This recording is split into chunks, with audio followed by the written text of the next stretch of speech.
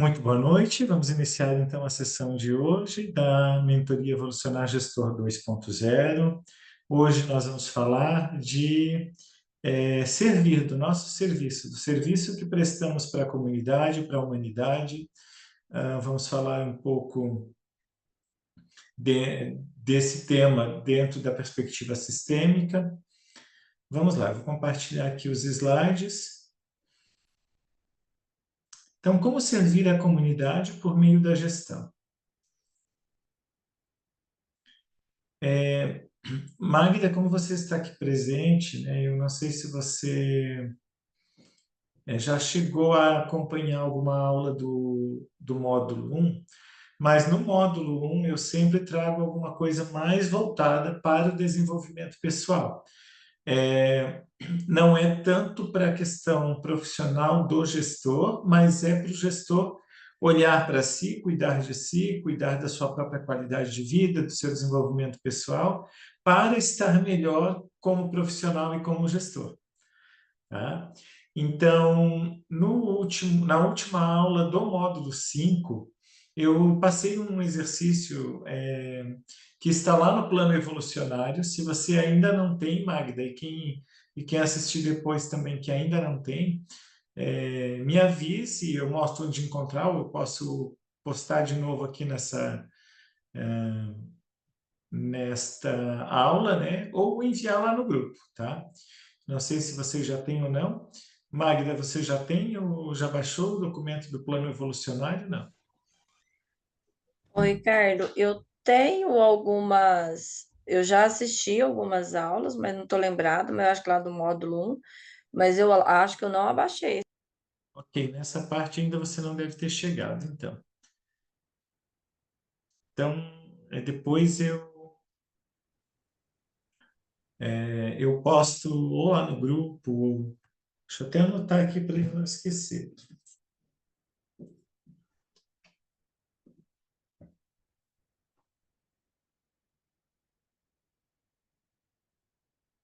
Está plano evolucionário.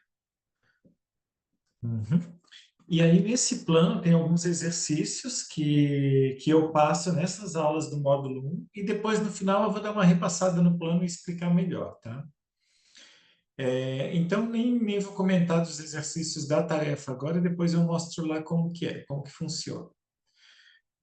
Então, o plano evolucionário, para quem está ouvindo isso pela primeira vez, né, é um documento em que você pode baixar ali o PDF e depois escrever da sua maneira e tal, né?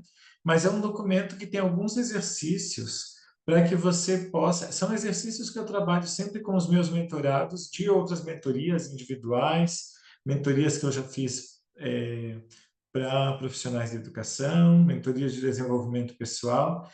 E ao longo, né, desse material, você vai tendo exercícios que são ferramentas que eu trabalhei comigo, que eu fiz, exercícios que eu fiz comigo ao longo do meu processo de desenvolvimento pessoal e que eu já apliquei várias vezes em mentorados e até, inclusive, né, sei os resultados que eles dão e por isso que eu coloco aqui. Então, eu organizei uma estrutura funcional para conduzir o processo de mudança de mentalidade e de planejamento pessoal. Então, o foco do plano evolucionário é essas duas coisas: trabalhar mentalidade, que é algo que eu trabalho nesse módulo aqui, e o planejamento pessoal. Então, é um registro pessoal da mentoria que vai servir como uma referência para vocês seguirem essa jornada de sucesso, né, rumo às suas próprias metas. Então, ali no plano evolucionário do ensino também, é, né, tem exercício de elaboração de metas para 1 ano, metas para 5 anos, tem toda essa questão. Tá? Então, vamos começar o tema de hoje, né? O que é servir? Magda, você gostaria de dizer o que você sente, o que você, qual as impressões, os significados que você tem dessa palavra servir?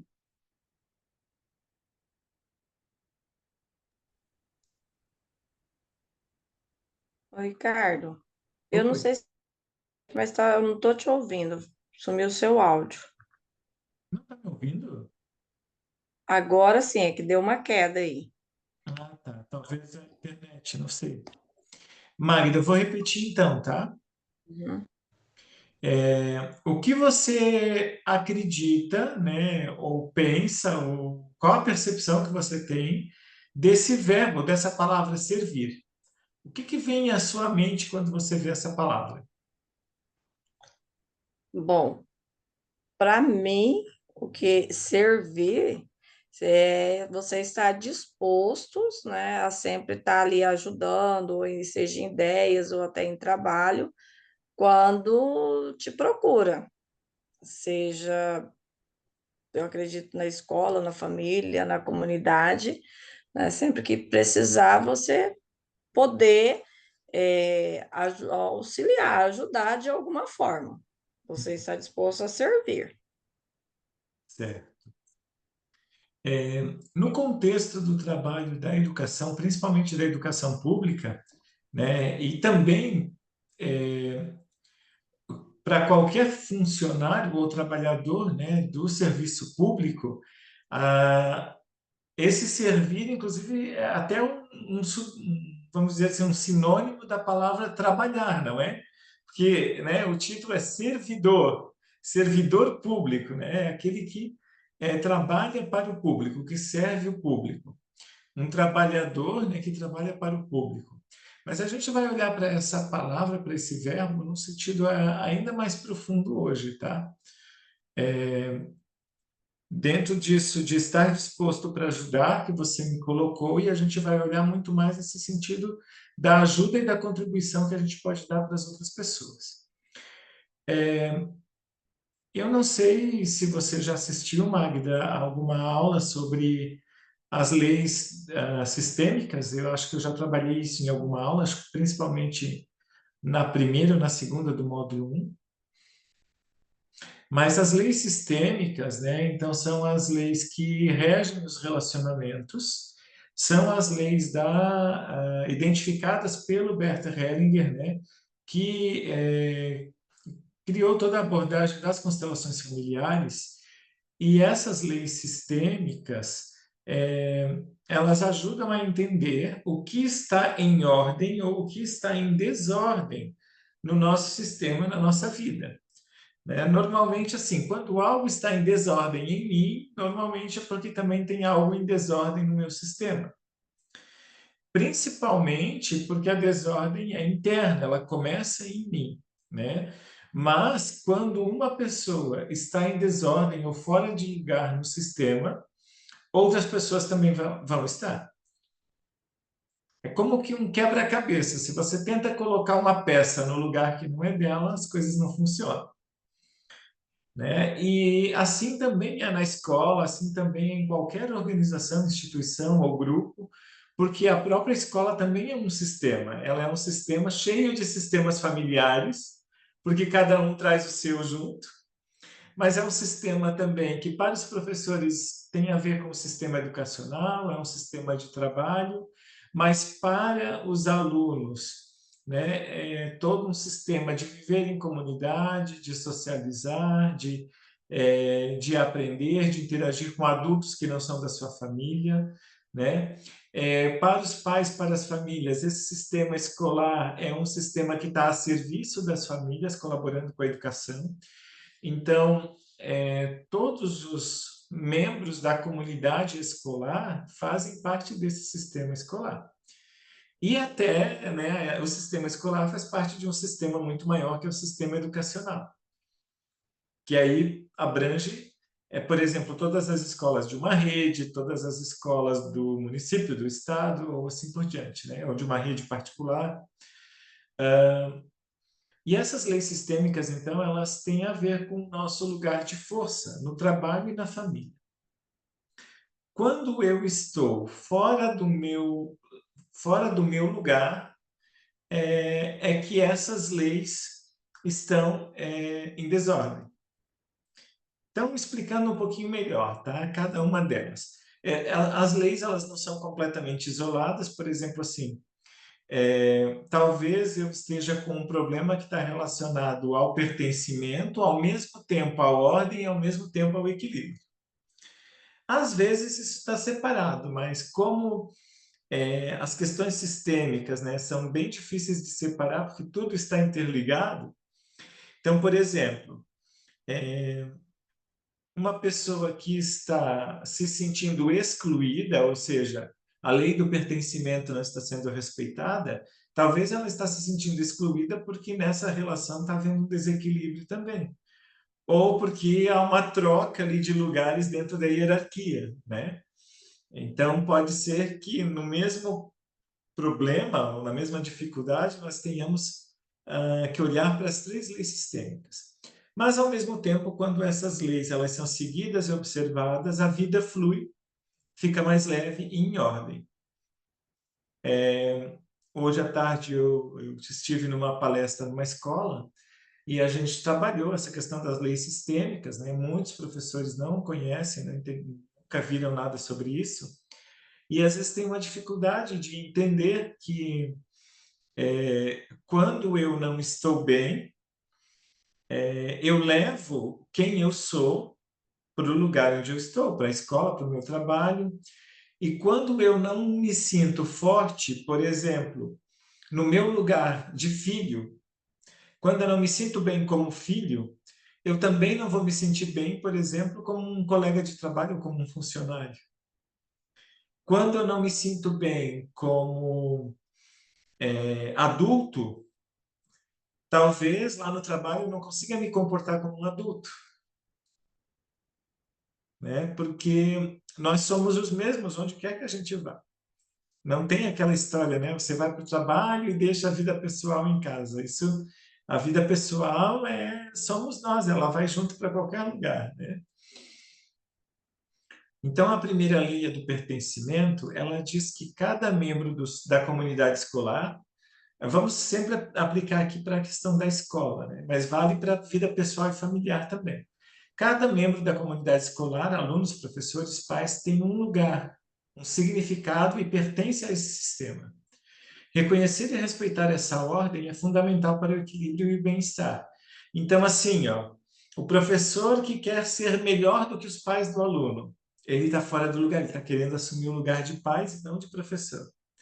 O pai ou a mãe, ou né, o familiar que diz assim, o professor deveria dar aulas dessa forma. Ele está saindo do seu lugar de pai e indo para o lugar do professor, né? O professor que diz que a gestão não está dando conta e não sei o quê, e se fosse eu, faria melhor. Ele está fora de lugar, porque ele está querendo ir para o lugar da gestão e não consegue ficar no seu lugar, né? Então, quando cada um se sente bem fazendo o seu papel no seu lugar, as coisas fluem melhor. E aí todos sentem assim, aqui eu posso pertencer, aqui eu faço parte, é o meu lugar. Então, quando eu reconheço essa ordem, né, as relações têm mais equilíbrio e bem-estar. E qualquer exclusão injusta ou não reconhecimento de um membro da comunidade escolar pode criar desequilíbrios e tensões. Por exemplo, a equipe de profissionais que julga pais de alunos ou exclui determinadas classes sociais ou determinados tipos de família, né? Isso cria vários desequilíbrios dentro do sistema. Ou, por exemplo, dentro de uma turma, uma parte dos alunos exclui outra parte dos alunos. Ou a maior parte da turma exclui 2 ou 3 alunos, ou um só, né? Por causa de algumas características de, seja lá o que for, comportamento, classe social, etnia, não importa, né? Deficiência, seja lá o que for. Integrar todos os participantes é crucial para um ambiente escolar saudável. Por exemplo, né, na sala dos professores ou entre os colegas, né, não vamos falar com tal pessoa. Então, todos esses movimentos são movimentos de exclusão. Então, às vezes, a escola fala muito em inclusão, né, fala daquela inclusão que está no papel, fala das leis, fala de colocar aluno com deficiência dentro da sala de aula e botar, às vezes, um auxiliar, um segundo professor, mas, na verdade, no fim das contas, inclusão é muito mais do que isso. E vale para todas as pessoas, né? Qualquer um de nós, ou qualquer profissional, ou membro da comunidade escolar, pode, em algum momento, se sentir pertencente ou sentir que não pertence, dependendo de como essa ordem está acontecendo lá no sistema. Ok? Consegue compreender, Magda? Tranquilo? Sim, aí pensando, né, igual você falar, inclusão. É bem difícil você passar para os colegas e fazer com que todos os professores eles tenham essa compreensão que precisa do, né, aqui a gente fala auxiliar, né, desse auxiliar, mas cabe ao professor ali que está regindo a turma ele ter esse equilíbrio, essa preparação do conteúdo, tanto para o meu aluno que tem a facilidade de aprender, quanto para também ele ter aquela visão para aquele que tem mais dificuldade, né? E eu vejo aqui que muitas vezes eles querem deixar para ao auxiliar, eu quero auxiliar, porque é para o auxiliar dar conta do aluno, né? É como se eu tirasse ele da sala, né? O que a maioria até luta para que isso aconteça, né? Você tirar o aluno que tenha menos, mais dificuldade na aprendizagem da sua rotina diária, né? É bem complexo, por mais que a gente fala, por mais que eu vejo formações em cima, mas você mudar a mentalidade de muitos professores é complicado, principalmente a geração mais velha, Uhum. né? Eu acho que hoje os mais novos ainda é mais fácil você mudar, né? Ponhar esse conhecimento e eles ter essa visão diferente, né, do que é realmente a inclusão, né? Porque estar presente ali na sala e ter um professor auxiliar não é, ah, não é segregar esse aluno como se ele fosse. ah, Fisicamente ele está ali, mas para mim ele não pertence ao meu grupo, né? Então isso não é inclusão de maneira nenhuma. É bem, Mas, opa, pode falando falar. assim, é bem complexo, né? A gente vai analisar assim, o que é realmente a inclusão, então É, é, é é porque na difícil, mas verdade, eu acho né? que pode falar. É que, na verdade, isso começa por nós, dentro de nós. Quer dizer, quando eu já começo a olhar para os meus colegas de trabalho e começo a julgar que esse é diferente, esse deveria ser assim, aquele deveria ser assado, aí eu vou para a sala de aula e também, né? Eu só simpatizo com alguns alunos, eu tenho dificuldade de lidar com outros. Aqueles que não atendem às minhas expectativas, né? Que vai depender muito de cada professor. Por exemplo, para algum professor, ele prefere os alunos que são limpinhos e cheirosinhos. Tem professor que prefere o aluno que é caprichoso, que só faz as coisas direitinho. Outros preferem só aqueles que obedecem, né? E assim por diante. Ou aquele que fala bastante, que se comunica. Então, assim, os alunos não estão ali para atender a expectativa do professor. Eles são o que eles são. É o professor que precisa entender que cada aluno que ele tem lá na sala também é dele e também faz parte. Independente de quem ele é, como ele se comporta, o que que ele traz, né? Esse é o grande desafio. Hoje à tarde, quando eu falava sobre isso lá na palestra, tem professor que daí fica incomodado. A gente vê que começa a se mexer na cadeira, se evitar, porque, na verdade, assim, são exatamente aqueles professores e eu não estou dizendo que, assim, que eu sempre pensei dessa forma também, eu também tinha dificuldade, uma dificuldade grande lá atrás, de não criar uma expectativa de que todos os alunos tinham que ser aquele ideal que eu estava imaginando. Mas, ao longo do tempo, eu fui aprendendo que o aluno ideal, ele só está na minha cabeça. Porque, de fato, na sala de aula, cada um é cada um, e é eu que tenho que me adaptar. É, cada aluno, né, tem as suas diferenças. Vamos dizer, numa sala de aula você tem de- várias culturas. Tem aquele mais limpinho, tem o mais cheiroso, tem o mais esperto, tem o mais lento, né? E você tem que ter preparado para todos, né? E eu vejo também com essa dificuldade de muitos professores que quer às vezes só aquele mais esperto, mais cheirosinho, né? E a gente tem que saber como lidar, porque é o teu público, né? É a minha clientela. E quando você tem a valorização, aqui trabalho muito para que tenha a valorização dos mínimos detalhes, né?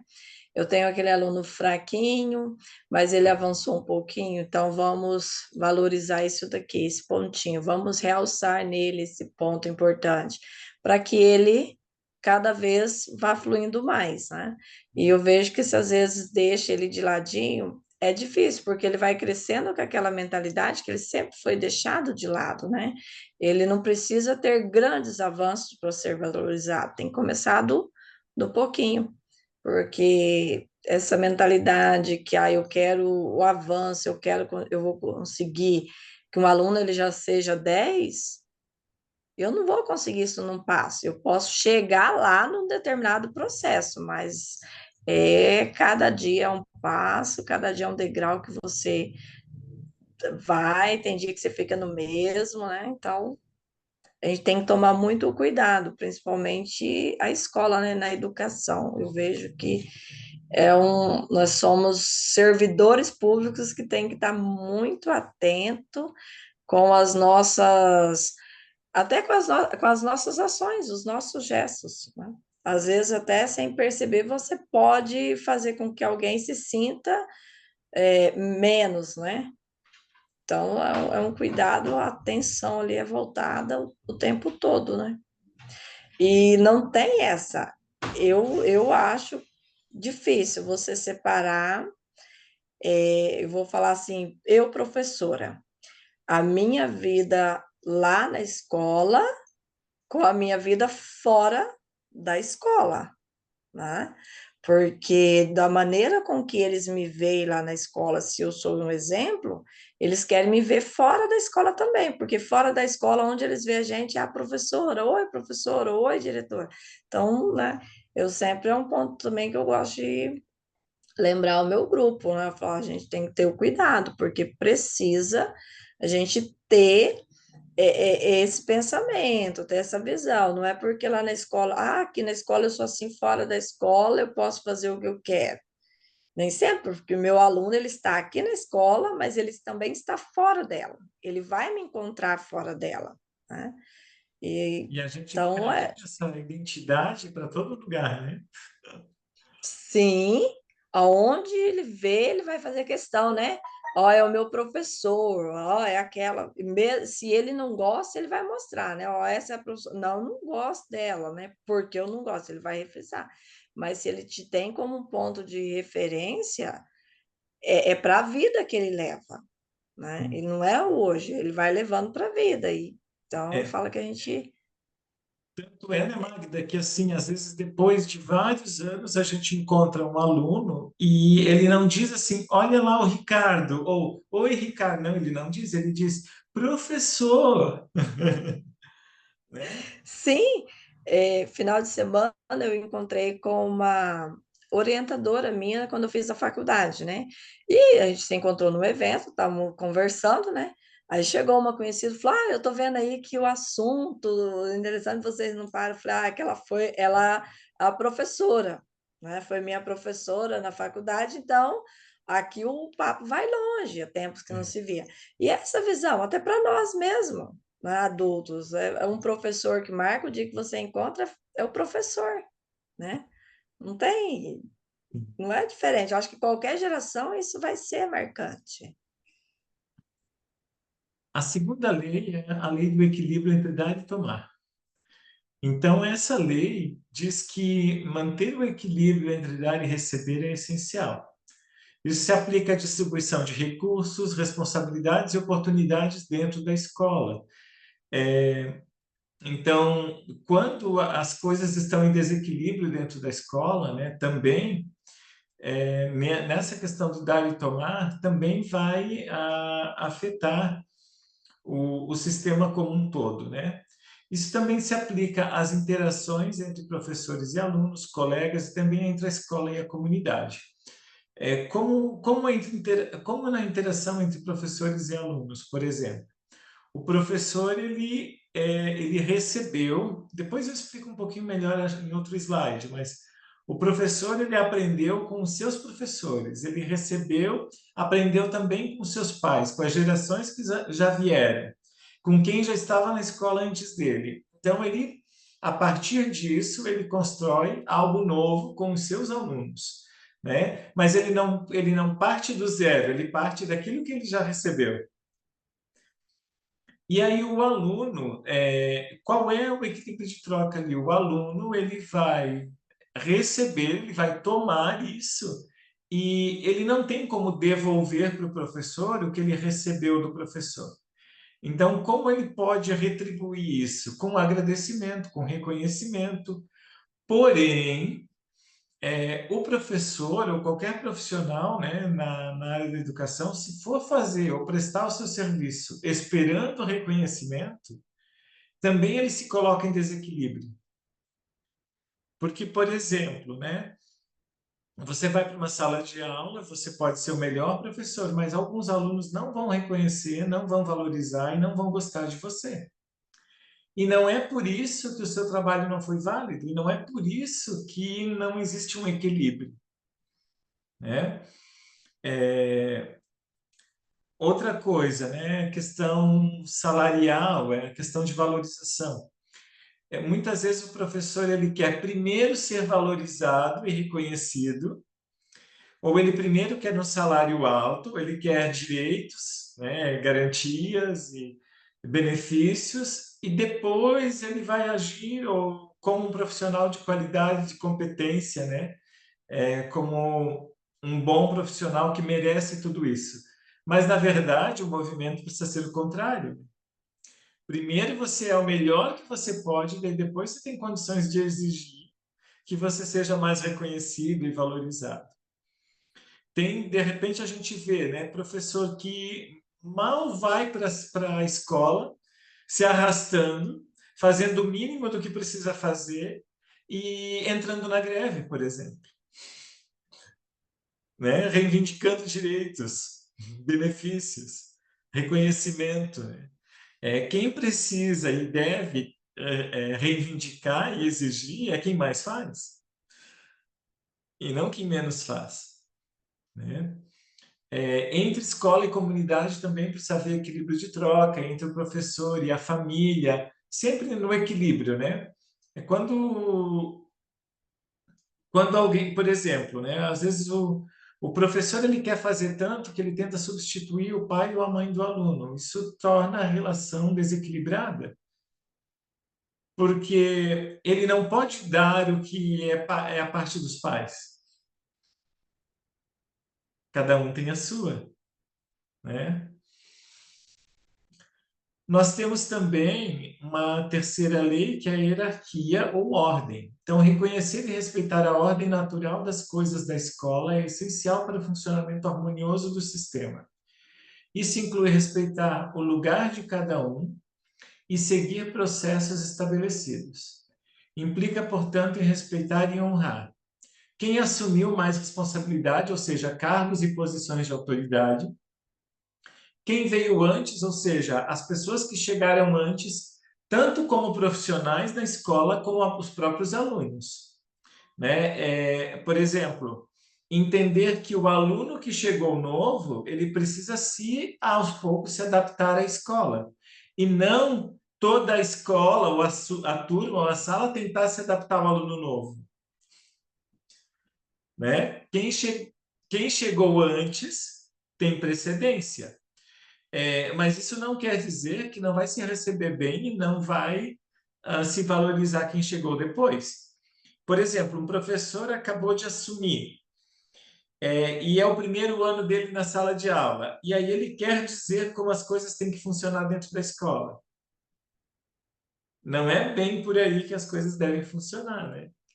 Ele pode sim opinar, sugerir quando for o momento, quando for perguntado, mas ele deve ficar num lugar de respeitar e honrar tudo que já existe nessa escola, uma cultura escolar, uma tradição, tudo que os outros já fizeram, os mais velhos, né?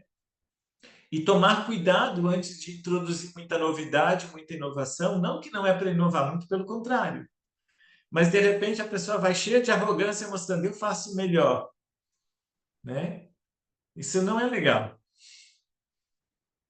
porque até ofende, né, quem estava antes até então tentando fazer o seu melhor. Eu já tive essa experiência, né? Já passei por isso, até na gestão mesmo, em 2022. Então, primeiro ano na gestão, e uma professora adoeceu, precisou pegar o atestado, né? Se afastar, não tinha condições de. E tinha chegado uma outra professora que veio de uma cidade maior, vamos dizer assim, de uma segunda capital de Mato Grosso, né? Veio da cidade de Sinop. E a gente, né, foi informado, ó, tem uma professora, é graduada, então estava atuando. Eu fui, fizemos o convite, se ela queria fazer a substituição, porque ela já atuava lá, e até fazendo um convite para, né, precisando de mais vezes, a gente ter o profissional. E ela veio, né? Ela veio substituir, fez toda a explicação. Aí ela trabalhou e com pouco ela falou que a gente não sabia dar, que nós não sabíamos dar aula, que a professora não sabia dar aula, não sabia preparar, e que a nossa escola era desorganizada, sabe? Olha, foi tão chato que às vezes eu até olho assim, hoje eu não tenho amizade, né? Eu sei, ela atua em outra escola, mas na outra escola só foi dor de cabeça também. Aí às vezes eu lembro, eu falei, eu na primeira experiência foi essa dor de cabeça, que ela dizia ser melhor, né? E acabou que não era. Só que ficou chato, porque depois ninguém mais, quando precisava de alguém, não procuro, fulano eu não vou procurar, né? Porque já que nós não sabemos, fica difícil, né? Então, essa questão é bem complexo, né? Pode fazer E, mais, né? né, e quando a gente tem o profissional que ele chega, até o profissional, o aluno, né? Eu falo que não é a escola se adaptar a ele, é ele se adaptar. Mas para ele conhecer também como é a escola, como é a hierarquia da escola, como ela funciona, tem que ser apresentado, porque ele não vai descobrir sozinho, né? Ele vai descobrir, mas vai demorar tempo. Então, se você faz a apresentação de como é, de como funciona, né? O aluno ele já vai se identificando. Ó, lá onde eu estudava era assim, agora é assado, né? Vamos dizer. E o professor, quando ele chega, eu falo que eu não confio muito naquele que já chega querendo uma mudança com a grande, porque não dá certo. Agora, se já chega devagar, vamos conhecer, ó, podemos fazer isso para melhorar, é um profissional que vai contribuir muito, que vai evoluir o lugar, né? Porque é desagradável quando você tem um que chega com ideias e mentalidades, que isso pode ser melhor, aqui fazer isso vai dar certo. Não adianta muito seguir, você tem que ser meio precavido, Uhum, porque aquele que sonha, eu falo que sonha alto, mas não mantém os pés no chão, sim. porque eu acho que cada lugar tem a sua realidade. Quando essa questão do equilíbrio, da ordem ali ela é respeitada, né, a pessoa ela vai trazer aquilo que ela tem para acrescentar, mas ela vai trazer isso com humildade aos poucos. E a grandeza dela e o respeito e a autoridade dela vai sendo construído com o tempo, né? E não na imposição. Sim,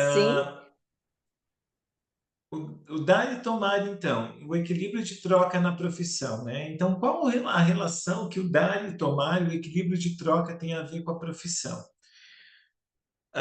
Cada um de nós, ao se colocar a serviço através de um trabalho, só pode dar ao outro e compartilhar e servir a partir daquilo que tem e daquilo que recebeu. Então, essa é a primeira questão, né? A segunda questão é, daqueles que a gente recebeu, a gente deve reconhecimento, certo? Então, a gente deve reconhecimento, deve no sentido assim, a gente precisa, é bom que a gente reconheça os nossos professores do passado, independentemente de como eles foram, os da universidade, os da alfabetização, não importa o tempo, todos os professores que a gente teve, porque todos contribuíram para que eu possa hoje servir, né? Por exemplo, os autores de livro, os pesquisadores, os palestrantes, ou treinadores, que a gente já participou de evento, de palestra, porque todos contribuíram para a nossa formação, né? Os gestores que a gente, por exemplo, assim, a gente entrou, começou no trabalho e tinha um gestor ou uma equipe de coordenação, orientação, tal, que vinha e nos dizia, você deve fazer assim, aqui nessa escola precisa das coisas dessa forma, e com eles a gente também aprendeu. Então, com tudo o que veio antes, a gente aprendeu, né? Então, começa por aí essa questão do equilíbrio de troca. Com a evolução humana, o que que isso tem a ver? Então, é assim, ó, nós recebemos de quem veio antes, ou de quem chegou primeiro, ou de quem passou pelo caminho primeiro, e nós acrescentamos um pouquinho mais e passamos adiante do nosso jeito. Então, como que a humanidade evolui? Nesse movimento. Eu recebo lá de trás, eu tento fazer um pouquinho melhor, acrescento algo e passo para frente.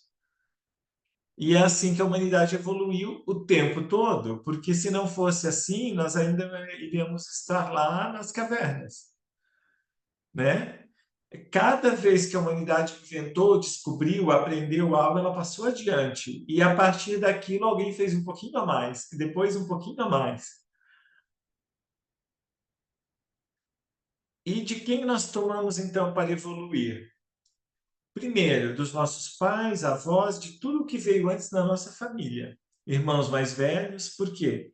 Porque lá na nossa família, né, nós aprendemos a primeira base cultural, a se comunicar, várias coisas, né, que não se pode ensinar em nenhum outro lugar. Quer dizer, que só lá naquele ambiente familiar é que a gente pode aprender. Mas também porque da nossa família nós recebemos o nosso material genético. Do nosso pai, da nossa mãe, dos nossos antepassados, veio todas as experiências e a vida através deles. Então, dentro de cada um de nós temos os 2 pais, os 4 avós, os 8 bisavós e assim por diante. Estão todos dentro de nós, né? Porque é a mesma carga genética. Então, nós tomamos deles para evoluir. E aí nós damos continuidade à vida, do ponto em que a gente está, né? E o que podemos dar em troca? Podemos dar em troca, então, o reconhecimento, a valorização, né? Agora, no servir, por exemplo, no trabalho na escola, ou em qualquer serviço, por exemplo, serviço público, ou no nosso trabalho, nesse trabalho que eu faço aqui, também existe outra questão que coloca a troca em equilíbrio, né? Que é o pagamento, o salário, né? Então, por exemplo, vocês entraram para o meu grupo de mentoria, mas vocês compraram o programa e pagaram para participar. Então, de tudo o que eu trouxe da minha vida, da minha experiência, do meu aprendizado até aqui, eu compartilho e acrescento um pouquinho a mais para vocês.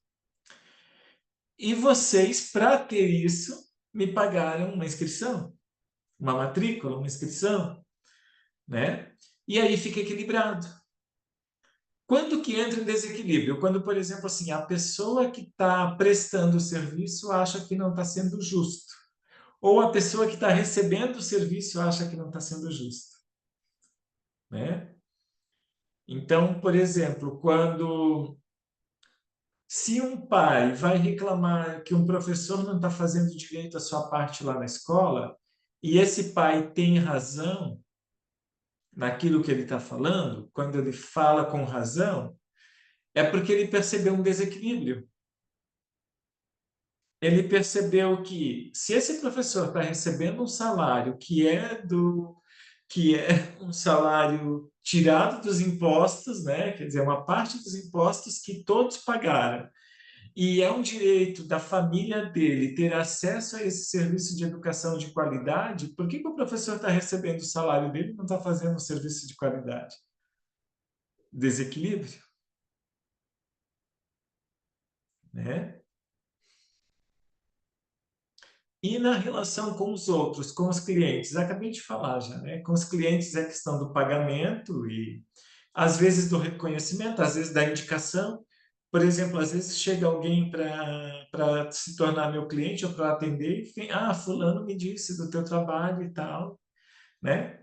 Ah, isso também é uma forma de retribuir, de manter por exemplo, assim, ó, às vezes você vai num médico, por exemplo, o atendimento foi tão bom e você sentiu que resolveu tanto que você se sente até em dívida com esse médico.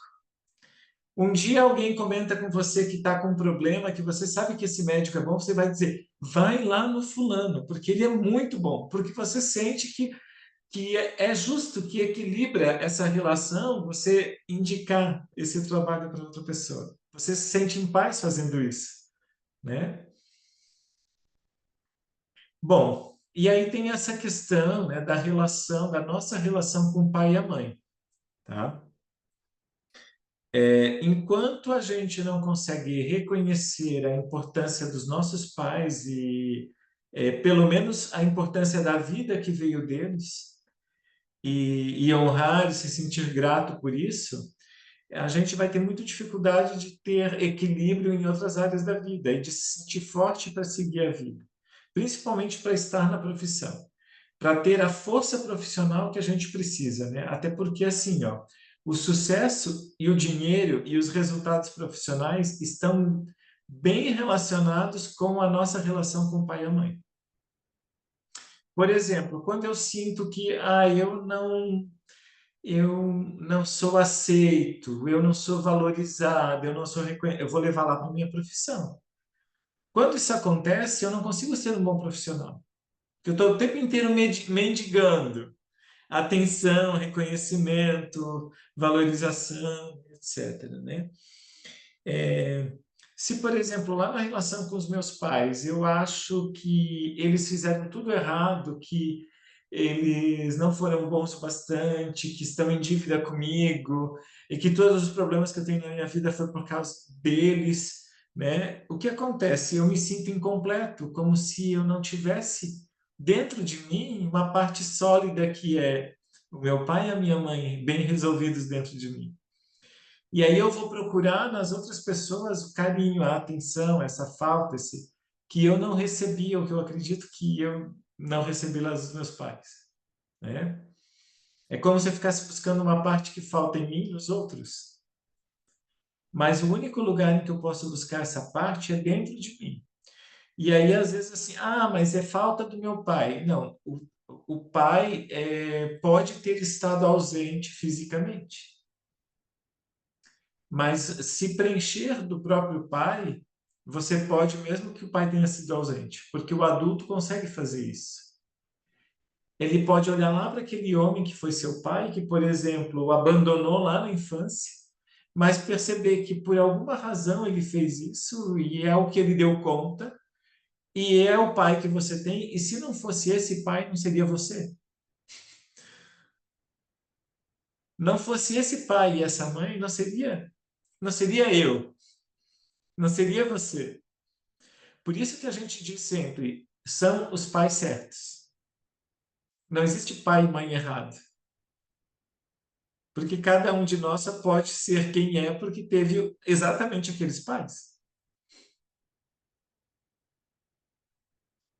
E sem o julgamento de que o pai e a mãe deveriam ter sido, reconhecemos que eles são os certos para nós. E uma coisa que liberta muito os profissionais, principalmente professores, profissionais que trabalham com criança, com adolescente, né,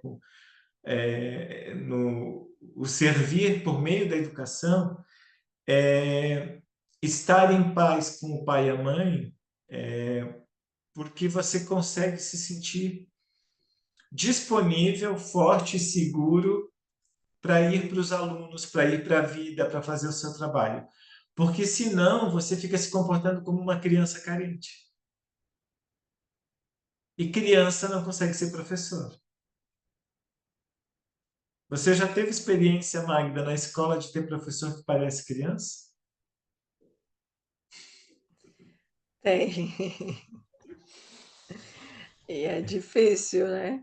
Você É fazer bem ele difícil. entender que é Aquele que complicado. quer bajulação o tempo inteiro, tem aquele que quer ser visto o tempo inteiro, tem aquele que não pode chamar atenção, porque ele, por exemplo, assim, ó, se ele tem uma revolta contra o pai ou a mãe, alguma coisa, por causa de que os pais foram incompreensíveis, ou brigavam, ou cobravam demais, de repente, assim, a diretora vai lá e chama atenção, ele fica super revoltado, indignado, como uma criança que recebeu uma bronca dos pais, não é? É, aí se faz algo, não deu tempo da diretora ir lá fazer o elogio, ou, né? De alguma forma, que também não vê, que também não enxerga, né? Realmente, tem aqueles que querem a todo momento ser elogiados, né? Não pode ouvir críticas. E eu falo que não é, a gente não precisa estar o tempo todo só esperando elogios, né? Vai ter críticas e elogios.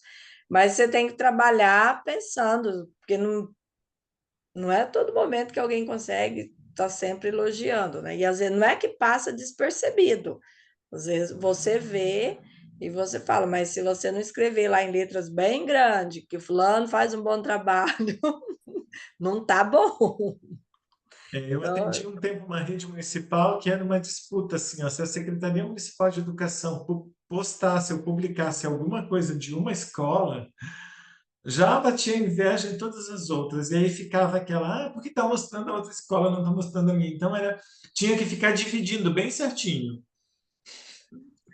eu tenho, assim, não é nem a postagem, né, dentro no município, a nossa tem uma coordenadora, né, que ela no município ela coordena esse programa do estado, o Alfabetiza.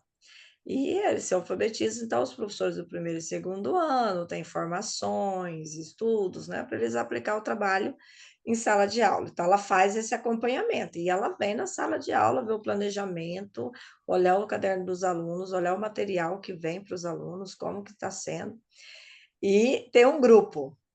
Aí eu vejo lá que esses dias eu ouvi a crítica, né? Ah, que a gente posta os nossos trabalhos, os professores de tal escola nunca elogia, nunca dá uns parabéns.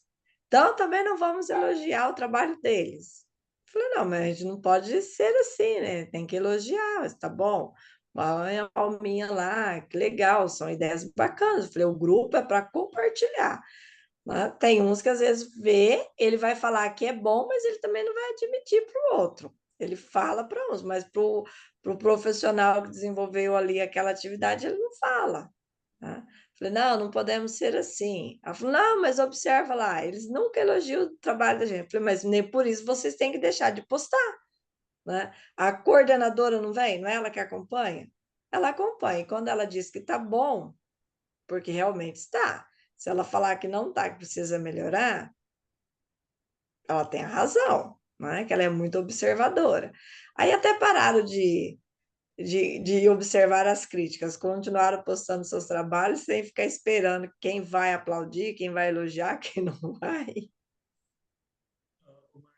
uma questão também do professor que não consegue ter a postura de adulto porque não está bem resolvido com os próprios pais, porque ainda está na criança, que é aquele professor que, diante de qualquer situação que os alunos criam na sala de aula, ele se perde. Ele já fica desorientado, ele se sente humilhado, envergonhado, perdido, ou ele começa a discutir, a brigar com os alunos como se fosse do mesmo nível deles, né? isso é característico de quem ainda não amadureceu o suficiente para estar na sala de aula.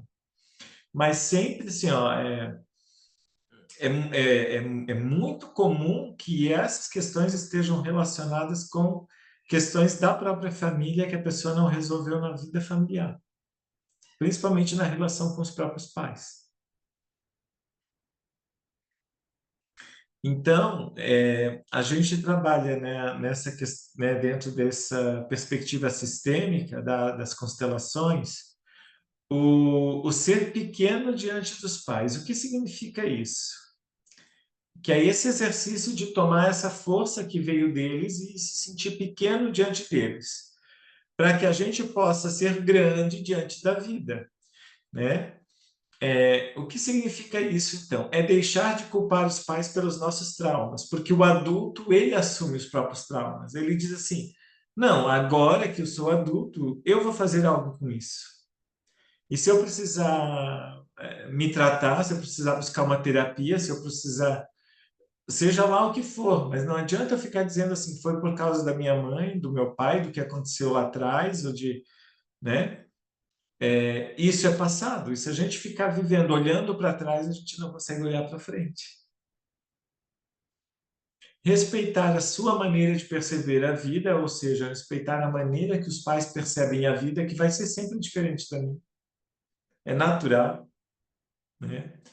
Tomar tudo o que nos é dado, inclusive as partes que a gente não gosta. Por exemplo, às vezes a gente herda dos nossos pais uma característica genética que a gente não gosta muito, talvez uma doença, ou talvez até um comportamento.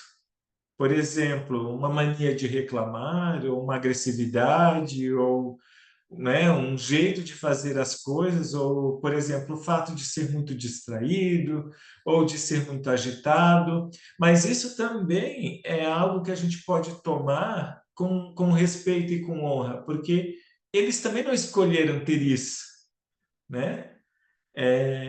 E se a gente recebeu isso, é porque é nosso, e é porque é a nossa característica, e tem algo talvez que a gente precisa aprender com isso. Permitir que os nossos pais se encarreguem dos seus assuntos, sem interferir. Então, é ficar na postura realmente de filho. Então, o assunto dos pais a gente não se mete, né? Por exemplo, assim, ó, o professor, o profissional da educação que ainda tenta ficar mediando as brigas de casal do pai e da mãe, é aquele que está imaturo e que lá na escola tenta ficar separando grupinhos, tenta ficar, né, criando confusão, porque ele quer consertar a vida dos outros, em vez de olhar para a própria vida. Aceitar que não são perfeitos, ou seja, que os pais não são super-heróis, não são perfeitos, são só homens ou mulheres normais, né? Quer dizer, olhar para o pai como um homem normal ou a mãe como uma mulher normal. E aquelas expectativas de criança que a gente criou, de que eles deveriam ser perfeitos, quando adultos a gente pode desconstruir essas expectativas. Porque toda criança idealiza demais o pai e a mãe. Aí, quando você, na vida adulta, continua idealizando o pai e a mãe, você vai esperando, querendo encontrar o pai e a mãe em outras pessoas. Por exemplo, cria relações de codependência no trabalho. Por exemplo, assim, encontra uma amizade ou um relacionamento e acha que a outra pessoa tem que fazer o papel que é de seu pai ou da sua mãe, né? Ou você tenta tratar aquela outra pessoa como se fosse seu filho. Porque às vezes é a maneira como você tenta tratar o pai e a mãe. Por exemplo, o tempo inteiro dizendo que o pai e a mãe deveria ser assim, fazer assado. Amá-los sem exigências e julgamentos. Honrá-los por ter nos dado a vida e assumir as próprias responsabilidades. Né? Daqui para frente, uma frase que eu costumo usar, por exemplo, nas dinâmicas de constelação familiar que normalmente ajuda muito. Quando eu oriento a pessoa, olhando para os seus pais, ela dizia: a partir de agora é comigo. Porque enquanto você não consegue reconhecer que é você que tem que dar conta da própria vida, você não se torna adulto. E é por isso que hoje a gente tem assim, né, tantas pessoas de 20 e poucos, 30 e poucos, 40 e poucos, ainda na dependência do pai e da mãe, né, morando na casa deles. Não é verdade? É verdade. E com vamos dizer, com pensamento ainda de nem tão cedo sair da casa de pai e mãe, né? Porque é dependente, Em tudo, até vai, materialmente, né? é, Uhum. E qual é a ordem, então, né? Então essas ilustrações aqui são para mostrar a questão, né, daquilo que eu falei antes, de recebemos de quem veio antes. Essa imagem aqui, ó, representa que nós estamos. Representa essa frase aqui, ó. Se eu vi mais longe, foi por estar de pé sobre ombros de gigantes. Ou seja, se hoje eu sei o que sei e posso estar fazendo o que eu estou fazendo, e posso dar a contribuição que eu estou dando, e posso servir como eu estou servindo, é porque algumas pessoas que vieram antes fizeram um caminho que eu só continuo daqui para frente, né? Por isso que o conhecimento, a tecnologia, tudo só vai avançando. Então, essa figura aqui, a primeira, ela representa, né, os, os grandes descobridores, cientistas, né? O que eles fizeram? A partir da descoberta de um, o outro construía um pouquinho mais, e um pouquinho mais, e um pouquinho mais, né? sim. Eu digo que pai e mãe, eles te dão uma base, né? Você adulto vai agora colocar em ação aquilo que foi te ensinado. Você tem chances de evoluir, de crescer com a base que foi dada, como você também tem chances de ficar ali sem ação, ficar no lugar, eu falo que parado, estagnado a vida toda, ou até regredir, né? Então, se eu falo pai e mãe, deu a base, né? Agora você vai caminhar com próprias pernas. Então, o teu alcance, o que você pode conquistar já está no poder da tua ação, das tuas mãos, né? Eu tenho meus filhos, tenho dois, né? Eu já vim de uma família onde somos quatro irmãos, eu sou a mais velha, cuidei dos irmãos menores. E fomos sempre unidos, né? Tenho os pais por perto, hoje cada um tem a sua família, dois já estão mais distantes, e né, eu falo, ó, eu sei que meus filhos eu não vou manter o tempo todo, mas te dei uma base. Agora vocês vão, maioridade, vão caçando seu jeitinho, porque eu não sou daquela que filho tem que ficar dentro de casa, não. Vamos criar suas asas, voar, porque é nessa mentalidade que a gente tem que criar os filhos, né? E eu até na escola eu falo com muitos pais, eu falei, quando eu vejo o aluno, eu vou trabalhando, vou orientando que ele tem que estudar, que ele tem que procurar, não é porque ele mora aqui que ele tem que ficar sempre aqui. Ah, mas aqui não tem uma universidade.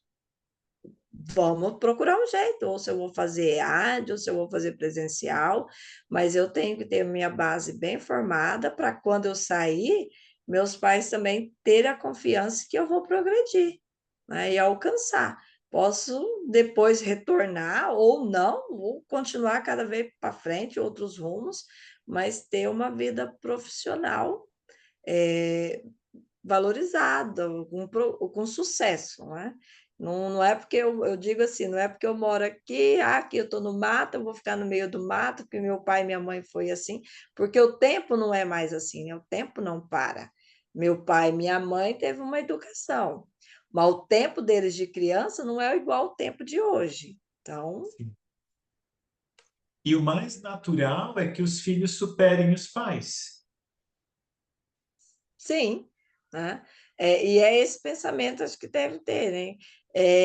Igual alunos, nós temos alunos. Ah, eu vou ser professor. Esses dias mesmo eu perguntando para mim, o que que você vai ser quando crescer? Um disse, eu vou ser diretora. Ah, que legal, mas para você ser diretor primeiro, vamos passar pelo processo de ser professor, né? Aí eu até brinquei e falei, opa, ganhei mais uma para o meu time. Então, eles têm a semelhança. Eu sei que depois vão crescendo, talvez não seja professor, mas a gente tem que, eles têm que dizer, ah, se o meu pai, eu falo sempre para eles, não é porque meu pai está no sítio, roça, faz roçado, hoje já não se faz tantas roçadas, as máquinas estão chegando. O meu pai, ele no momento, ele não teve o estudo que ele precisa para fazer o curso e aprender nas máquinas, então precisa estudar. Tá? O mundo ele não para, ele está evoluindo. Então a gente também tem que, nem que seja devagar, mas tem que caminhar também para esse mundo que está chegando, para essa evolução. E qual é a ordem, então, Magda, do sucesso dentro desse ponto de vista holossistêmico que eu trabalho aqui, onde a gente integra tudo, né? É mais ou menos assim, ó. Primeiro nós recebemos e somos gratos. Depois nós nos preparamos. Então, nós trabalhamos. E por último, vem o dinheiro.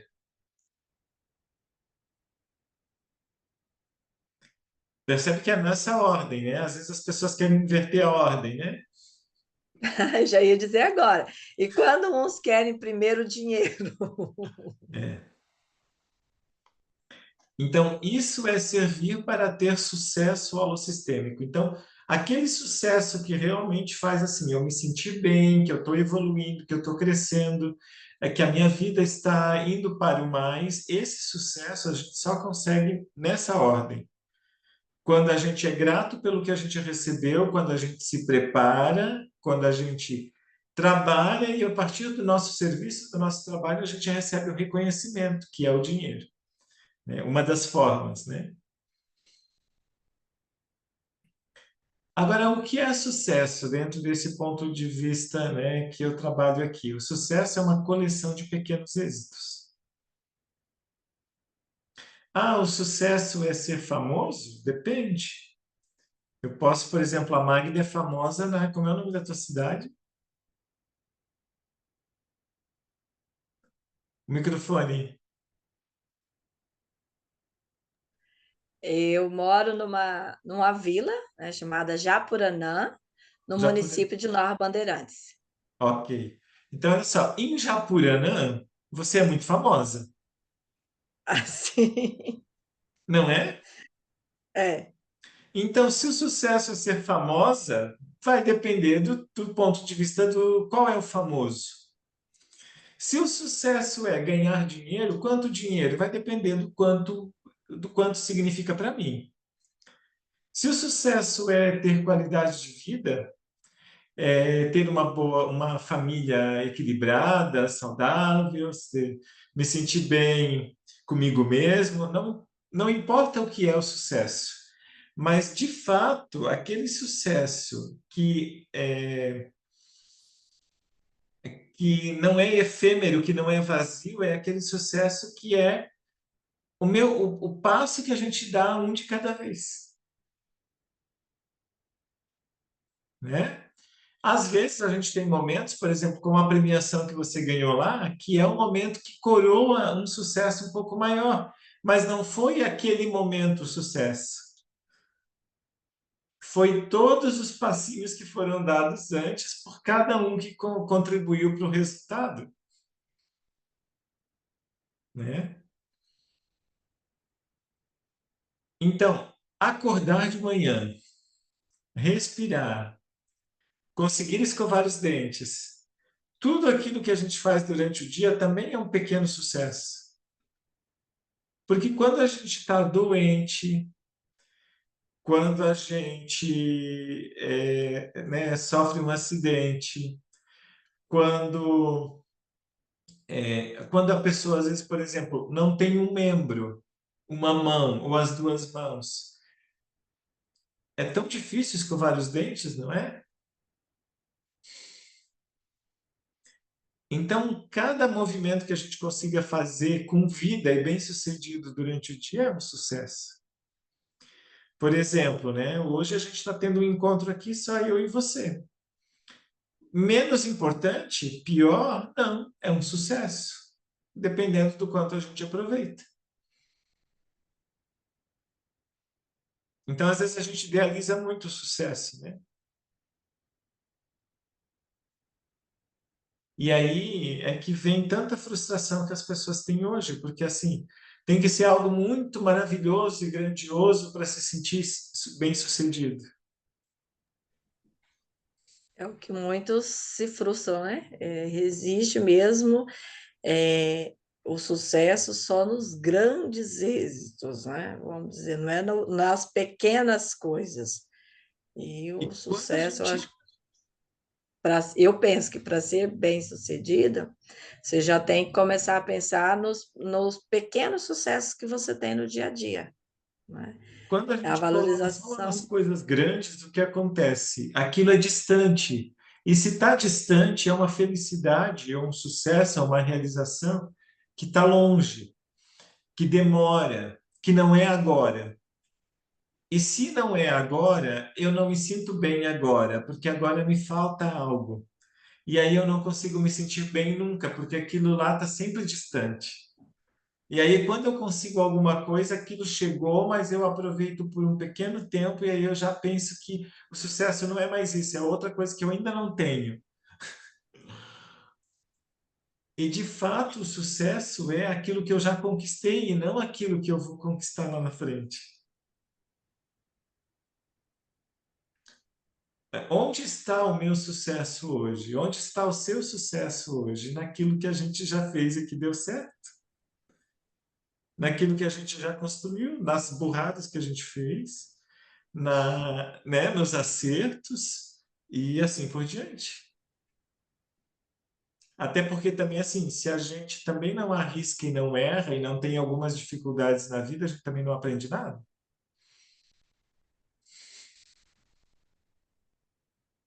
Então, as dificuldades vêm e nós temos a força para lidar com elas quando a gente encara o sucesso dessa maneira. A gente olha assim, ah, é mais uma fase aqui desse jogo para eu passar. Vamos lá, né? Comparando a vida com um jogo de videogame, vamos pensar assim, né?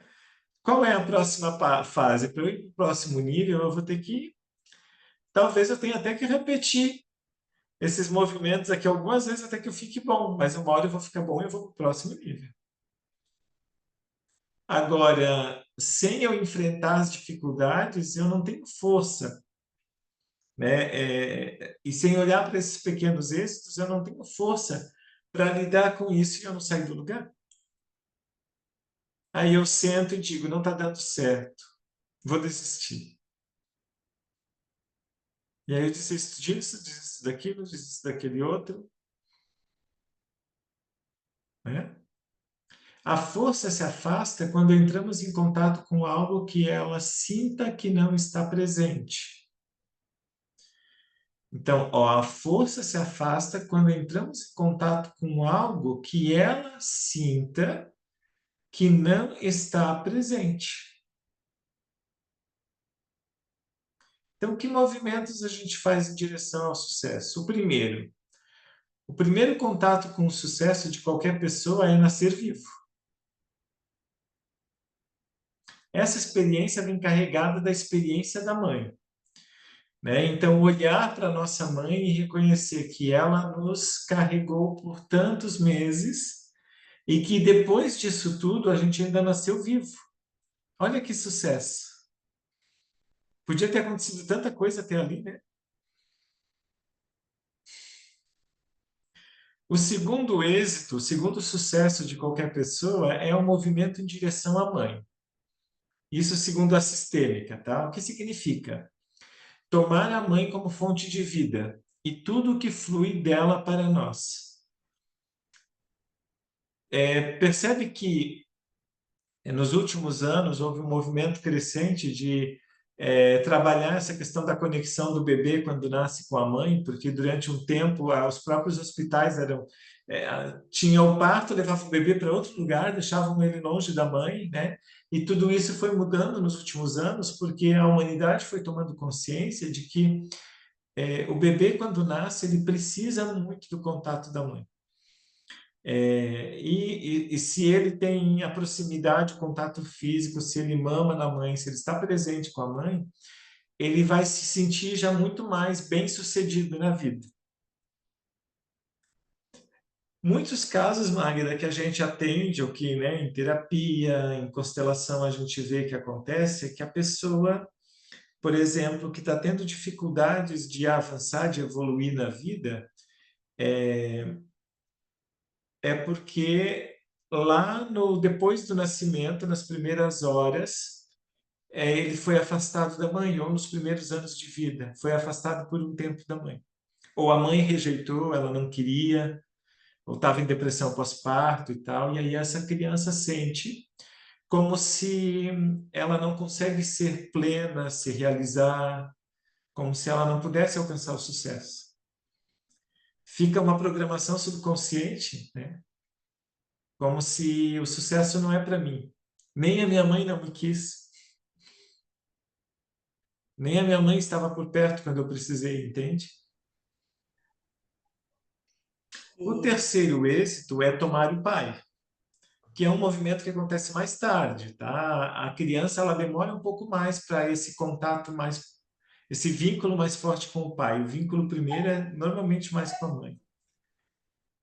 O pai ele representa a coragem necessária.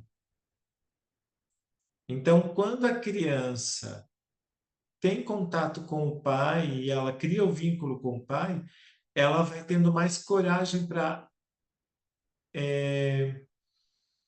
tomar iniciativa, para viver a vida, para explorar o mundo, para fazer ir em busca do que ela quer.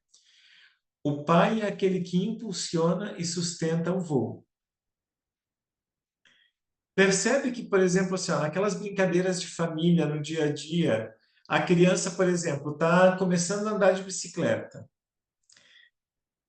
E ela se machuca ou cai. O que que a mãe diz? Ai, meu filho se machucou, coitado, vem cá, vamos ver. Ai, essa bicicleta, né, é tão perigosa, cuidado, né? A mãe faz isso. O que que o pai faz?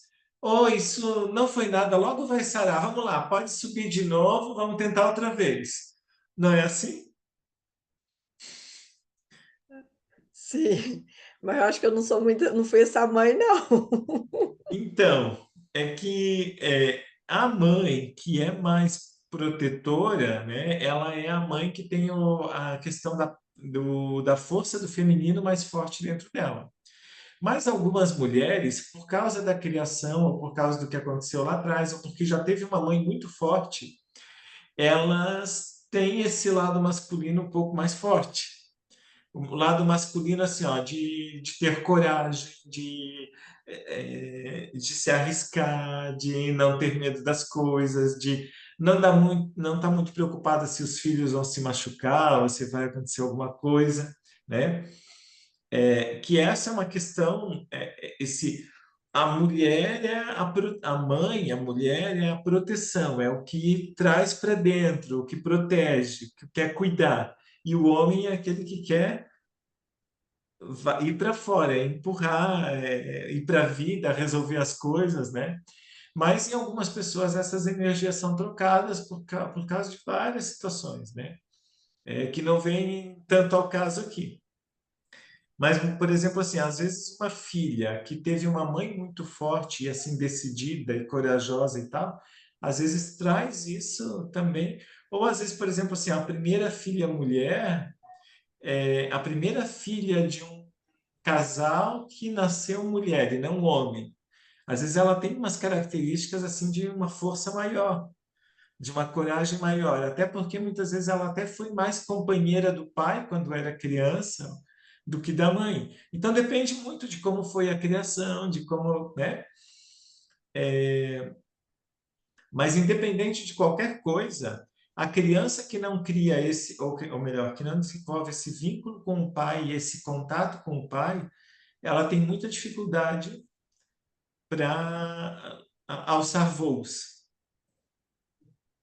Aquela que fica muito na esfera do feminino e da mãe, ela é mais segura, mais medrosa, mais, é, vamos dizer assim, tem menos coragem Até às vezes ela vai, mas ela não consegue sustentar, ela logo desiste, né? A mãe é quem pode liberar o movimento em direção ao pai. Por isso, a imagem que ela tem dele facilitará ou não o movimento. O que isso significa? Quando as mulheres têm uma imagem negativa de homem, ou quando a mãe tem uma imagem negativa do pai da criança, ou ela afasta o filho do pai, a criança se desconecta desse masculino e dessa força do ir para a vida, do sucesso, de ter a coragem, de ter esse impulso de fazer as coisas. E aí é quando, por exemplo, muitas vezes assim a gente vê a pessoa que é, ah, por exemplo, assim, ó, no caso dos homens é mais fácil de observar, tá? Por exemplo, um homem que viveu muito mais próximo da mãe, na companhia da mãe, e a mãe, inclusive, ainda falava mal do pai para ele, para esse menino. Afastou ele do próprio pai. Esse menino tem muita dificuldade de lidar com o masculino que tem dentro dele. E aí, normalmente, ele é um homem mais indeciso, inseguro, né? E com características assim que demonstram, que a gente percebe assim que faltou a força do masculino dentro dele, né? Não quer dizer que é mais ou menos homem, quer dizer que é tem uma força do feminino maior porque ele conviveu e teve muito mais o vínculo com a mãe. Agora, às vezes, por exemplo, se é uma mãe que tem essa força do masculino dentro dela, às vezes é ela que dá essa força para o filho também, né? Vai depender muito de cada situação, cada caso é um caso. Agora, o verdadeiro sucesso ele vem quando o pai e a mãe estão resolvidos dentro da gente, independente do que aconteceu e de como foi. Ah, mas a minha mãe me afastou do meu pai. Ok, mas agora eu posso, dentro de mim, reconhecer que eu tenho um pai, reconhecer que esse pai foi o que ele pôde ser, da forma que deu, e que agora eu posso cuidar da minha vida. E se tem alguma coisa que eu preciso desenvolver, eu tenho que eu agora ir buscar. Não adianta ficar esperando por eles, que isso já passou. Então, o sucesso tem o rosto da mãe e sustentar o sucesso tem o rosto do pai. É mais ou menos assim. Se a nossa relação com a mãe, a nossa relação principalmente interna, não quer dizer, por exemplo, assim, ó, pode ter os pais falecidos, mas é como a gente se sente em relação a eles. Se eu estou internamente me sentindo bem na relação com a minha mãe, e eu consigo ir para o sucesso. Agora, eu só consigo sustentar o sucesso se eu estiver bem também com o pai.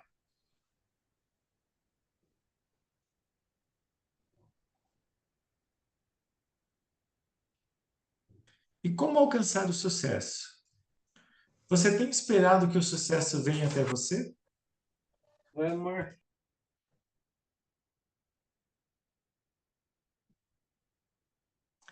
Não é o sucesso que vem para mim,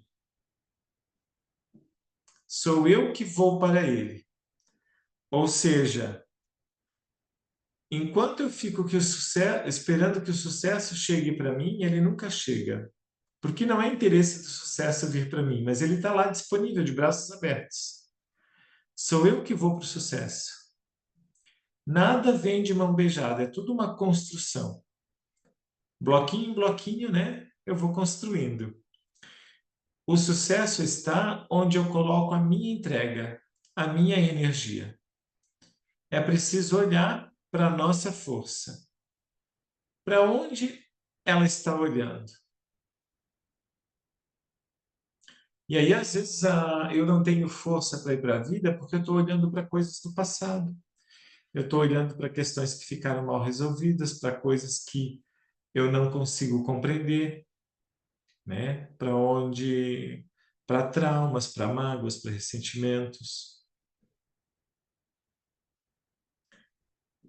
E a crença na segurança e na estabilidade.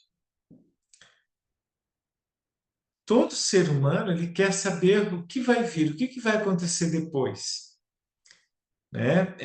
A gente tem essa coisa de ter uma preocupação com o futuro. Por isso nós buscamos segurança, nós buscamos estabilidade. Mas o que nós precisamos para ter sucesso, para ter realização na vida, não é de estabilidade e não é de segurança. O que de fato nós precisamos é de coragem, confiança e esperança.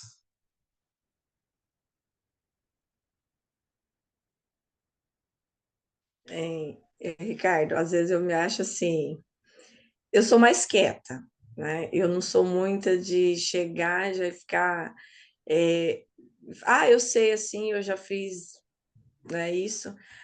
Foi até poucos dias que meus colegas descobriram que faço mentoria, né? Não sabiam. Sou de, né, se eu vejo, eu sugiro, olha, eu faço, é bom, né? Mas eu não sou muito de falar. E eu, até esses tempos, eu não tinha perdido nenhum ente meu familiar. Então, eu vou dizer, eu não sabia o que era perca. Então, sempre quando eu via, falava para os meninos, não sei o que dizer, porque eu nunca senti. E eu acho que cada pessoa tem esse sentimento, né? Depois da pandemia, perdi dois avós, uma avó e uma avó, né? O ano passado, o ano passado perdi uma outra avó e agora eu só tenho um avô materno, com 84 anos de vida. Forte, saudável, se Deus quiser, viverá muito tempo, senão. E eu sempre digo para minha cunhada, né? Às vezes eu vejo lá quando a pessoa perde um ente, eu te amo, como ele era bom. Falar eu te amo, a gente fala em vida, né? Depois que foi, se foi. Então, a demonstração de carinho, o afeto, eu faço hoje, né? Porque como a gente disse ali, a falta da mãe, para gente que é professor, você vivencia isso em sala de aula, né? Você tem aquela criança que desde a gestação a mãe fez o carinho, a mãe manteve diálogo com o feto, contou histórias, cantou música, já tratou aquele bebê como um ser, né, desde o ventre.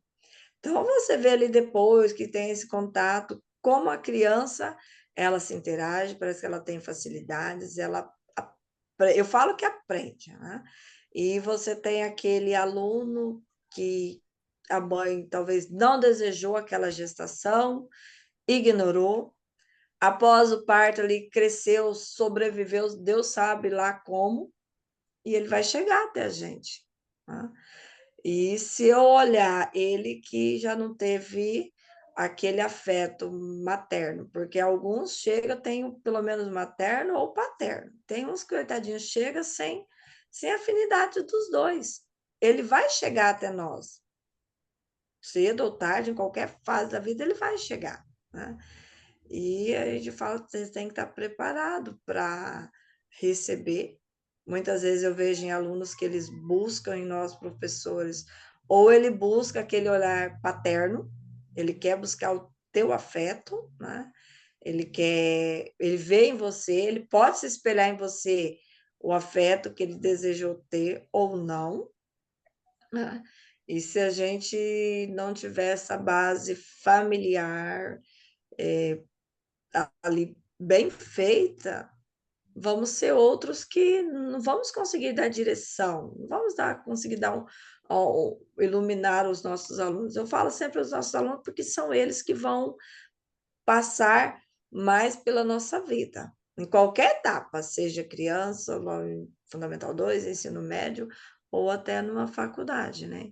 E quando a gente se espelha, você tem uma boa base familiar, não fica ali dependente dos pais, já começam a lutar, vou caminhar, vou construir, a gente vai seguindo esse exemplo, passando essa estabilidade e alcançando o sucesso que tanto almejamos, né?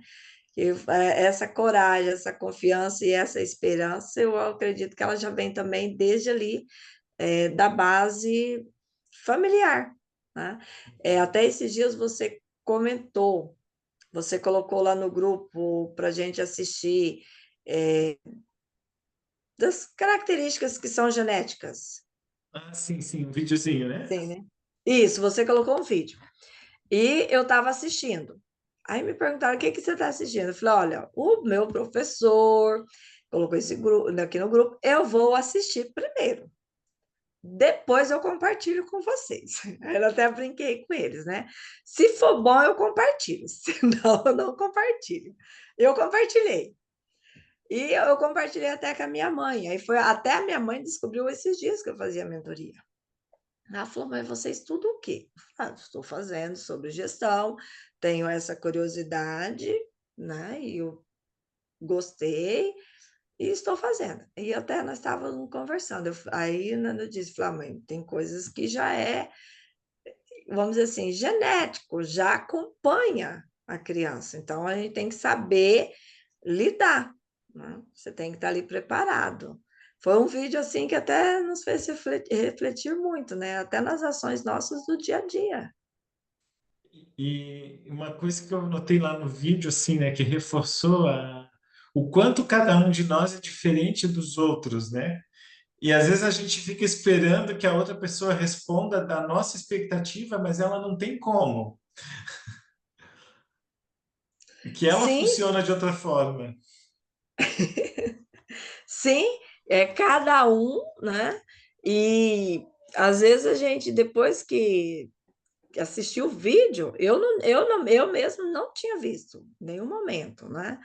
E às vezes eu falei assim, são ações que ainda nos fazem, porque quantas vezes a gente olha para uma criança e diz, ah, você é medrosa, né? Você não compartilha, talvez o medo já está ali presente, né? Você tem que Uhum, saber lidar, porque é característico dele, né? É uhum. genética, vamos dizer assim, já é hereditário. Então, Às vezes não, a gente tem que. aquele que, por exemplo, é mais distraído, ele não é distraído porque ele quer. Aquele que é mais envergonhado, não é envergonhado porque ele quer ou porque ele não desenvolveu algo, é porque na personalidade dele tem isso. Então, às vezes, assim, ó, uma pessoa que tem uma característica um pouco mais fechada, e para ela tá tudo bem, só que às vezes a sociedade fica pressionando ela que ela tem que sair, que está no meio das pessoas, que ela tem. E se para ela isso não faz sentido, não faz parte, tudo bem.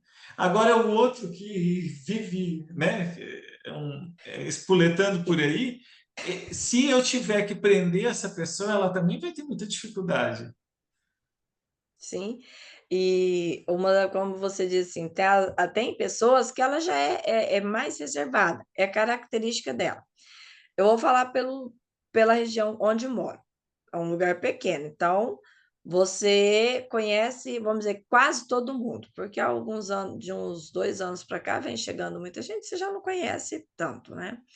E às vezes você tem ali outra pessoa que ela é mais reservada, aí já costumo dizer assim: "Ah, tá com depressão, ah, é depressiva", né. Até na escola, você tem aquele aluno que às vezes ele está ali quieto, né, ele participa da atividade, mas ele não é aquele aluno espoleta não, ele faz "Ai, mas é preocupante". Ah, talvez é a característica dele ser mais reservado, eu tenho que respeitar o reservado dele. Já tem um que, vamos dizer assim, samba, você não consegue nem acompanhar o ritmo dele, né. Uhum. Também não é porque ele está faltando alguns parafusos, é a Olha só, característica dele ser mais aberto. as minhas filhas, tem a Helena, que é a de 9 anos, né? Ela, ela vive fazendo trabalho manual, assim, 9 anos. Por exemplo, assim, coisas de colar, de recortar, de montar, artesanato, o que ela puder, ela adora, adora. Desenhar, pintar, recortar, colar, fazer coisa de papel, de massinha, de tudo que ela já inventou de fazer bonequinho de biscuit, aquelas massinhas de EVA, tudo que ela pode, ela inventa assim nesse sentido. A outra não gosta. Mas, assim, ó, quando ela, por exemplo, ela foi a mais velha, 15 anos, ela foi num curso de desenho e tal. Quando ela, por exemplo, para fazer um desenho, ela faz num capricho, mas trabalho manual, assim, recortar, colar, essas coisas, ela detesta. Quando ela tem que fazer uma tortura. Aí ela fica ali com aquele trabalho, por exemplo, às vezes o professor dela fica se arrastando uma semana para deixando para a última hora para aquele negócio ficar pronto, porque ela não quer fazer. Meus são dois meninos, né? Eu tenho um com 18 e o outro está com 14. São completamente diferentes, né? Vamos dizer assim, foram criados igual, né? Mas não é igual. Só que são personalidades diferentes, E né? nos Um é irmãos, mais. Magda, ainda tem a questão assim, ó, cada irmão, não sei se você já estudou, ouviu falar sobre isso, mas cada irmão, ele já vem com uma necessidade de ser diferente para que ele possa pertencer. Porque se ele for muito parecido com o irmão anterior, os pais não vão dar atenção, não vão diferenciar. Hum, Então é como se a gente tivesse uma programação interna para ser diferente do irmão anterior. Tanto que, assim, ó, tem os perfis de personalidade e tal, e se você pegar uma família grande, por exemplo, aquelas famílias que tinham antigamente, assim, de 6, de 8, de 12, cada um assume um papel diferente dentro dessa família, porque ninguém quer ser o outro. E aí é claro que mesmo entre irmãos, as pessoas não dá para esperar delas a mesma coisa, porque elas são diferentes. E aí, assim, muitas vezes a gente erra quando a gente compara, né? Mas fulano já dava conta disso, mas fulano sabe fazer aquilo. Ah, mas você não é bom nisso. Como é que ele é bom nisso? e é uma coisa assim, né, nós estamos falando aqui irmãos na família, mas também na escola, né? Você Escola. tem lá alunos, você tem um que já foi teu aluno lá no, vamos supor, lá no terceiro aninho, que se interagia, fazia de uma facilidade, vamos assim, comportadinho, tudo, tá seguindo. Aí quando vem o irmão dele lá chega lá naquela fase, ah, mas você deveria ser igual seu irmão foi, bom comportado, aplicado, tarefa em dia. Cada um é cada um, né? Um vai ser Exatamente. talvez até mais organizado ou menos organizado, é diferente, não tem como ser Não. igual. Assim, a expectativa de que esse também não vai aprender porque os irmãos todos tiveram dificuldade. Não, esse é outro, né? Cada um é cada um. Eu trouxe aqui um gráfico que representa a questão do tempo e a qualidade de vida, que tem no livro do O Código da Mente Extraordinária. Eu achei um quadro para colocar aqui só em inglês, mas ele lá no livro, acho que ele está em português, no livro traduzido, tá?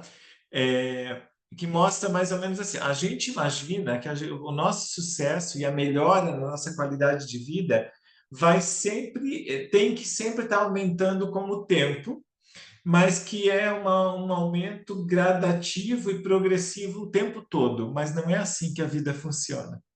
É mais ou menos assim, em alguns momentos, olha ali, ó. Ui! Ah, né? Oh, não! Então a pessoa, de repente, agora está indo, daqui a pouco acontece alguma coisa, ela tem uma queda. Daqui a pouco ela se reconstrói, ela aprende, ela supera aquilo, vai de novo. Daqui a pouco ela tem outra queda. E é mais ou menos assim que a vida vai se construindo, né? Então, o sucesso não é estar indo bem o tempo todo. Também faz parte do sucesso as quedas, os erros, os recomeçar, os se reconstruir, os se reinventar, né? A resiliência. Tudo isso faz parte do sucesso. Então, o plano evolucionário, eu vou mostrar para ti como funciona, tá? Deixa eu fechar aqui. Se você tiver um tempo aí, não sei se você está de férias ou não. Não, tá recesso escolar, mas aí a diretora não tem férias, não. Ah, tá. Uhum. Tem, por exemplo, a Maria de Lourdes lá na cidade dela, ela tem, acho que 3 semanas de férias. Nem é 2 semanas, essa É. semana, né? E semana que vem. Aí o apoio e gestão não tem férias. A gente controla para, às vezes, não ir todos os dias. Um vai cobrindo o outro para folgar, procurar resolver algumas coisinhas, né? Ó, eu Fora, vou mostrar aqui o plano aproveitar. evolucionário, tá? Bem rapidinho. Então é assim, ó. Tem uma capa, você coloca ali o seu nome, tem o sumário, e aí tem, conforme eu vou explicando lá nas aulas do módulo 1, tá? Aí vai tendo esses exercícios. Ó, aqui o primeiro é superando as crises. Então, isso aqui eu trabalhei numa das aulas, eu não lembro se foi na 1 ou na 2 do módulo 1, que é uma aula que eu dei só sobre como superar as crises, tá? Então, aí você reflete e responde. Esse exercício de ler a pergunta e responder, não tem errado, não tem certo, não tem correção aqui. Se quiser mandar para mim e compartilhar, tudo bem, depois eu dou um feedback, mas isso não tem certo e errado. É um autoconhecimento, né? Então, qual a sua maior crise hoje? Como você está se posicionando diante dela? Em que fase de superação da crise você se encontra? Daí tem, lá na aula tem as fases. Que limites estão impedindo que você avance? O que você precisa desaprender e aprender para superar esses limites? Como você tem lidado com a ansiedade, com o tempo que a mudança, para que a mudança ocorra? Tudo isso aqui eu explico lá na aula daí, né? Planeje ações para lidar com as crises, colocar em prática e relate os resultados. Aqui é uma aula que eu trabalho lá o diagrama para a alma, que é sobre os sonhos pessoais. Que experiências você quer ter na vida, o que você ainda quer crescer e qual a contribuição que você quer deixar no mundo. Aí eu explico direitinho lá na aula, daí você pode fazer aqui ou numa folha, conforme eu explico lá na aula. Aqui é a tela mental, que é um outro exercício que eu também explico lá. Aqui é a carta para o eu do futuro. Você imagina como, depois de fazer aqui, ó, a tela mental e o diagrama para a alma, você imagina como vai ser a sua vida no futuro. Por exemplo, daqui 3 anos, daqui 5. Eu coloquei aqui, ó, 5 anos. Aí você imagina como você gostaria que fosse a vida daqui 5 anos e você escreve uma carta para o seu eu do futuro. Quando você escreve uma carta como essa, você está programando a mente para ir em busca daquilo que você está escrevendo, porque à medida que você escreve essa carta para si mesmo, o subconsciente ele entende que você está decidindo isso. E aí você pode começar a carta assim, ó, meu querido eu do futuro, né? Minha querida Magda do futuro, meu querido eu do futuro, e coloca o seu nome. Eu estou aqui para contar o que eu cocriei, tudo o que aconteceu nos últimos 5 anos e por isso hoje eu vivo com um imenso sentimento de gratidão. Eu sou muito feliz e grato, ou grata, né, hoje, por quê? E daí você vai escrevendo. Por quê, por exemplo? Porque hoje é, eu tenho uma casa tal, ou porque hoje os meus filhos estão assim, porque hoje eu me sinto dessa forma, a minha saúde está dessa maneira e assim por diante. Você vai colocando ali como você gostaria que a vida tivesse daqui 5 anos.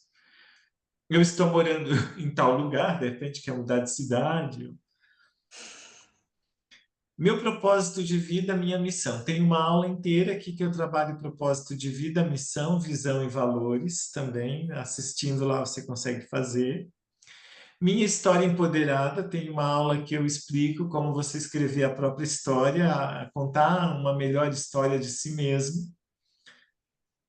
Desafios para alcançar os seus sonhos. Daí aqui você coloca, quando eu penso hoje naqueles sonhos que eu coloquei lá em cima, quais os principais desafios que eu tenho? Daí você pode colocar aqui uns 3 a 5, 6, né? No máximo 7 eu coloquei. Aí, oportunidades. O que eu decido fazer para superar esses desafios? Daí você vai colocar uma. Para o desafio 1, o que eu decido fazer? Daí eu coloco aqui no número 1. Para o desafio 2, o que eu decido fazer? Por exemplo, o meu desafio número 1 é.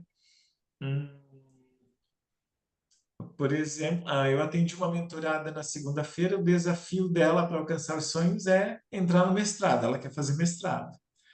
Aí ela colocou aqui o desafio, né? Daí, qual é a oportunidade? Daí a oportunidade dela é, por exemplo, o que ela decide fazer, né? Ela decidiu que ela vai procurar formas de se informar, né? Vai procurar editais, universidades e tal, para ir se informando sobre como fazer o mestrado. Aqui são crenças limitantes empoderadoras. Tem uma aula que eu explico para você identificar que crenças limitantes que você tem e transformar elas em crenças empoderadoras. Por exemplo, assim, uma crença limitante. Por exemplo, hoje à tarde, na palestra, uma professora disse assim: mas eu tenho um aluno que é obrigado a frequentar a escola por causa do conselho tutelar e ele me disse que ele não quer fazer nada e isso me incomoda demais. O que que eu faço com esse aluno? Ele já decidiu, ele disse que ele não vai fazer. Daí eu falei para ela assim: qual é a decisão dele mesmo? Ela disse que ele não vai fazer nada. Eu disse, pois é, e você já tentou interferir nisso, conversar com ele e tal? Sim, e ele disse, ele não faz, ele decidiu. Eu disse, pois é, e quando uma pessoa decide firmemente alguma coisa, a outra pode fazer algo? Não, né? Tu consegue fazer com que alguém faça alguma coisa que ela está decidida a não fazer? Não. E aí né, eu trabalhei um pouquinho com ela, quer dizer, porque na verdade é uma crença dela de que todo aluno tem que fazer e atender a expectativa dela.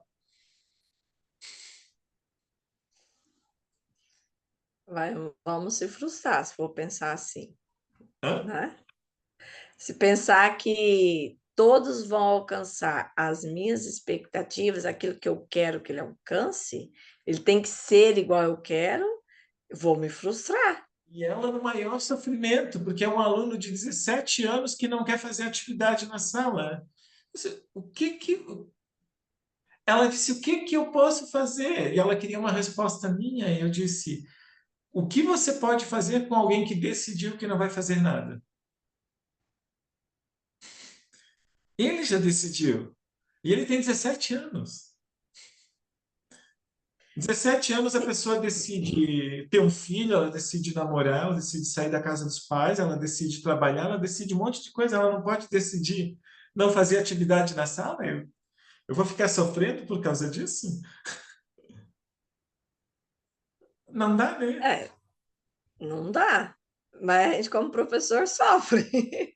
Então, como professor, a gente faz aquele movimento de querer buscar, de querer resgatar, de querer ajudar. Mas, por exemplo, assim, ó, se todo dia eu ir para casa angustiado e sofrendo, porque, ai, o que que eu vou fazer? Talvez, se eu disser para ele, então tudo bem.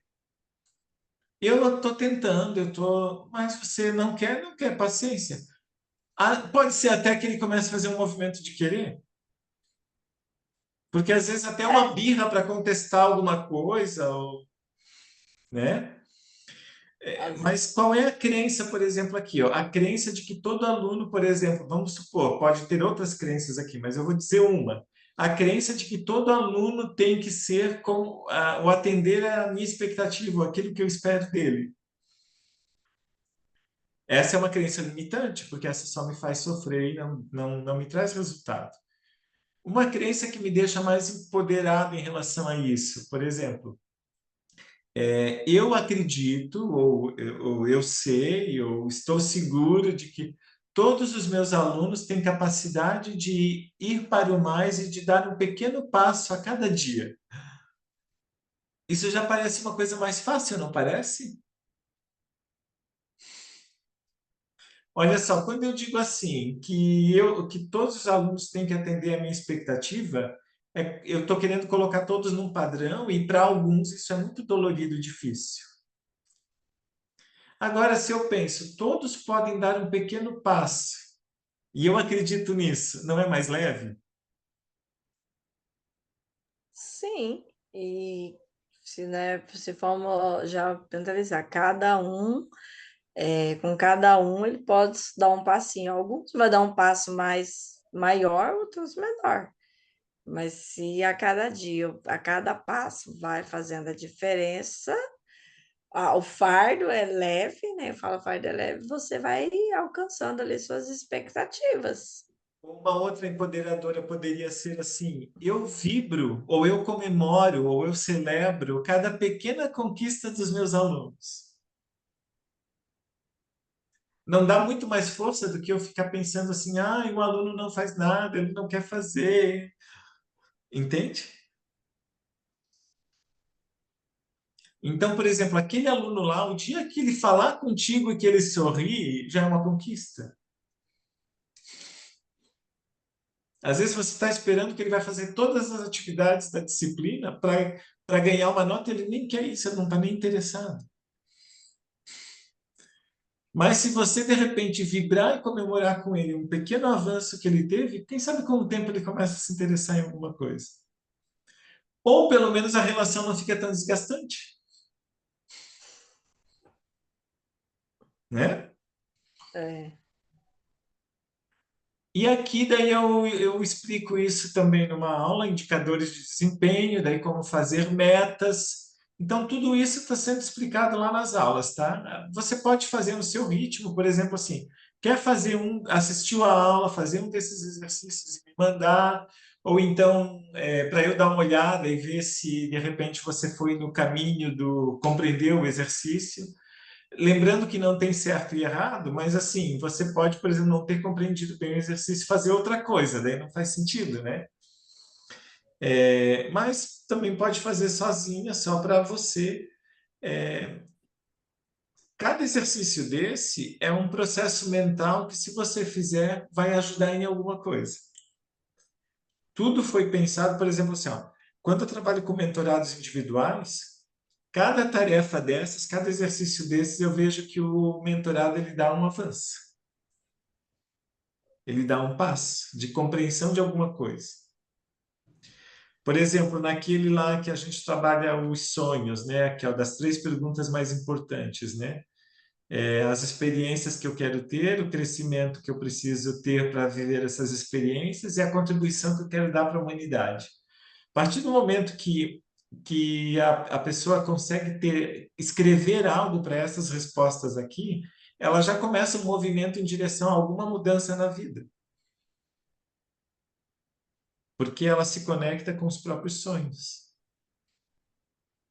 Ficou alguma dúvida do plano evolucionário, Magda, por enquanto? Quer dizer, enquanto você ainda não começou a fazer? Não, não fiquei na dúvida, não. Amanhã já vou baixar ele e vou imprimir. Agora, Vai nesse fazendo daí no recesso, seu tempo, né? Tranquilo. sim, quero assistir, dar mais continuidade em algumas aulas, que eu estou com a minha porcentagem lá bem baixa. Eu vi que tem algumas pessoas aí assistindo, porque no último mês agora foram 60 horas de vídeo que assistiram das aulas. Então, tem mentorado assistindo.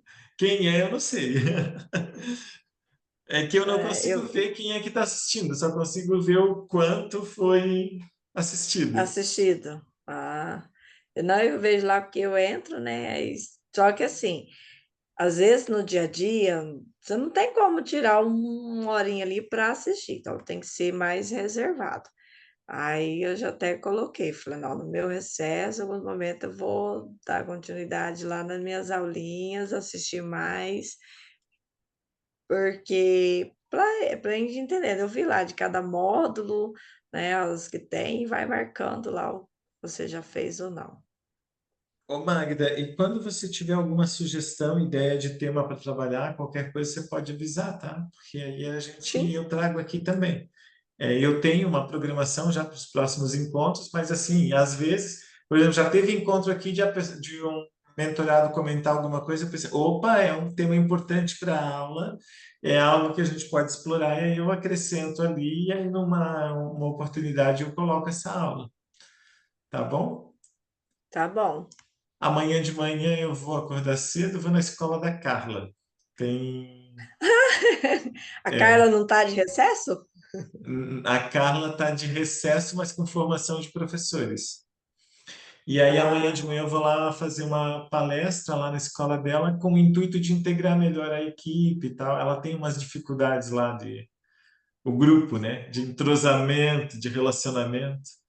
E aí eu é, pela demanda dela, eu percebi assim que há essa dificuldade, né? Eu é, também tenho uma colega e já em outra escola também que está passando por esse processo, a dificuldade e a afinidade, a interação entre o grupo, né? E se não tem essa interação, é difícil você caminhar, é. né? Eu Mas enquanto eu fui gestor, eu tive fase assim de essa parte ser terrível, eu tive fase de ser bem melhor assim. Mas não é fácil quando o clima escolar é ruim, sabe? eu iniciei com um clima ruim, vamos dizer assim. Principalmente porque eu já venho de uma família de professoras. Eu vou dizer professoras. Minha mãe foi professora, hoje é aposentada. Ela tem uma irmã, professora também, aposentada. Do lado do meu pai, eu tenho 3 tias e as 3 tias professoras. 2 já se encontram aposentadas e uma atuante. E de 4 irmãos, eu e o meu irmão abaixo de mim, professores. E quando eu vim, né, iniciei aqui na gestão, eu estou na gestão e ele é o secretário de educação do município. Então, eu enfrentei muito isso daí, é a irmã do secretário. Ah, vai ter privilégios. Então, se você avança, você trabalha, você tem que trabalhar, parece que dobrado, né? Porque o irmão, sei lá, e não tem nada a ver, né?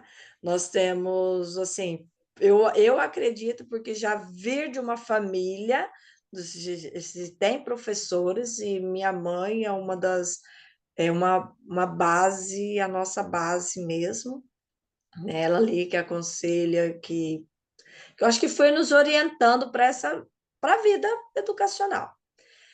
Então, assim, os trabalhos, né? Então, eu sempre ouvi essas críticas. E hoje, o meu grupo é mais unido. Se falar assim, ó, quando eu gosto de observar, eu sou muito observadora. E às vezes o falar eu vou ali mais no individual, né? Olha, acho que você fizer isso aqui, melhorar isso aqui, você vai evoluir mais, você vai alcançar melhor essas metas, né? Não gosto muito de ficar ali no grupo. Eu falo assim que eu não gosto de ficar, ó, você tem que fazer assim, assim, assado. Não. Vamos, né, ouvir e a gente vai melhorando. Hoje eu já tenho um grupo mais unido que luta, não vamos, que a gente vai atingir metas, né? Mas eu tenho dentro do meu grupo, eu ainda tenho algumas peças que dizem assim, não, não vai dar em nada. Ah, isso é só ilusão, né? Só que eu falo assim, eu não posso ficar preocupada nessas pecinhas que ainda não se aderiram, porque já são mais velhos, com uma mentalidade que eu vejo que não muda, vai se aposentar daquela forma. Hoje está ótimo, com aparência legal, amanhã chega perto de você, não fala nem um bom dia. Não vou me iludir, né? Eu falo assim, eu não vou ficar sofrendo preocupado. Então, vamos agregar aqueles que topam a mudança, que querem alcançar metas, que desejam, né, vamos dizer assim, quando o prêmio, né? Ganhei o prêmio. Eu, Magda, diretora, financeiramente, para mim, eu não ganhei nada, né? É a escola que ganhou. Aí é uma turma, mas é toda a comunidade escolar que ganhou. Tá? Alcançamos e queremos alcançar, que seja uma boa escola, que seja lembrada, que o ano que vem possamos atingir novas metas, né? Ser premiados também. Não é porque sou a irmã do secretário, porque tive privilégios, não é política, né?